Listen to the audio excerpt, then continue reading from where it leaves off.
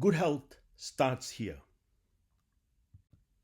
Welcome and thank you for joining me. This video marks the start of 2026 and it's about good health, not perfection, not quick fixes, and not selling anything. What I'm sharing with you is my personal journey and the simple steps I followed, guided by experience and supported by scientific evidence. I want to be very clear from the start. This content is educational only.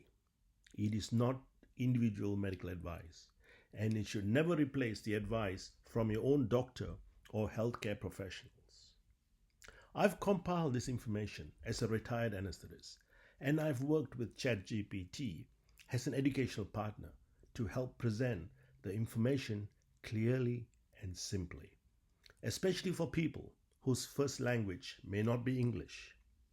If you stay with me, I will walk you through practical ideas that focus on understanding how the body works so you can make informed choices for your own health in 2026. This talk was compiled by Dr. Siva Navaratnam and ChatGPT, my educational partner. I would also like to thank my children, Deenan and Jazara, for helping me in the production of this video. Before I talk about what helped me, I think it's important to be open about what I was struggling with. This wasn't one problem. It was a collection of issues that many people live with quietly. I was carrying excess weight. I had type 2 diabetes, and my blood pressure was high in spite of medications. My sleep was poor because of severe sleep apnea. And as a result, I felt tired most of the time. I also noticed mental fog, difficulty concentrating, reduced clarity, and ongoing gastric reflux that affected daily comfort and sleep. None of this happened overnight, and none of it felt dramatic at first. What I slowly realized was these problems were connected, not separate, and that understanding this connection was the turning point for me. My path to remission without pills, injections, or surgery. When people hear the word remission, they often assume it involves more medications, injections, or surgery. In my case, it wasn't. What made the difference was understanding how the body works, particularly how metabolism, insulin, sleep, stress, and muscle health are connected. I wasn't chasing quick fixes or extreme solutions.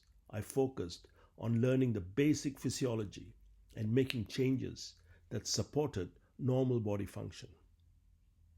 Everything I did was guided by the best available scientific evidence at that time and adjusted gradually, safely, and sensibly. I want to be very clear. This is my personal experience, not a promise or a prescription, but it shows that when we understand the mechanisms, meaningful improvement is sometimes possible, even without escalating treatments. How my body works. We need hormones to live. Insulin, cortisol, and our gut hormones are not the enemy. The real problem is not hormones themselves. It's when their signals are too frequent, too intense, or happen at the wrong time. Trying to push hormones too low can cause harm. Low is not the goal. Balance is. The 3 keys to my metabolic health success. This is not about lowering hormones. Hormones are essential for life. We need them to function normally. What matters is how often these hormones spike, how high they spike, and whether these spikes are appropriate for the situation. In my case, the focus was on reducing frequent and excessive spikes in 3 key hormones. At first, I found this concept confusing. A simple explanation that helped me, which I'm going to share with all of you. At first, this concept about hormones was confusing to me. So I asked ChatGPT to explain it in plain language.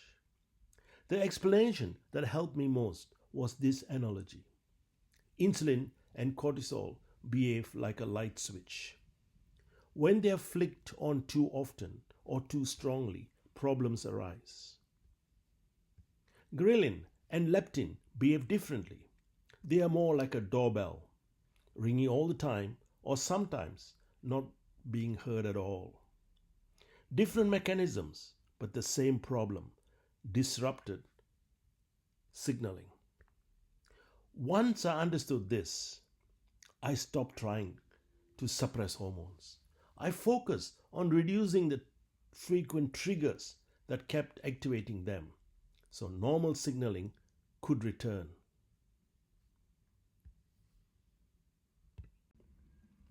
So, what's next? This talk is only the introduction. It explains how I think about metabolic health and how I used it to make me healthy. I also put together a booklet called Good Health Starts Here, which brings these ideas together in written form. Over the next few short videos, we will go through the practical side.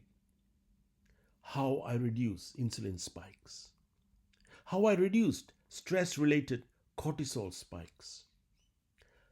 How I improved gut hormone signaling. And how all of this helped stabilize my blood sugar levels. If you liked the book earlier, just send us an email. It's free. No subscriptions or donations required. Our goal is simple: to help you understand your body better and be healthier in 2026. Thank you for watching.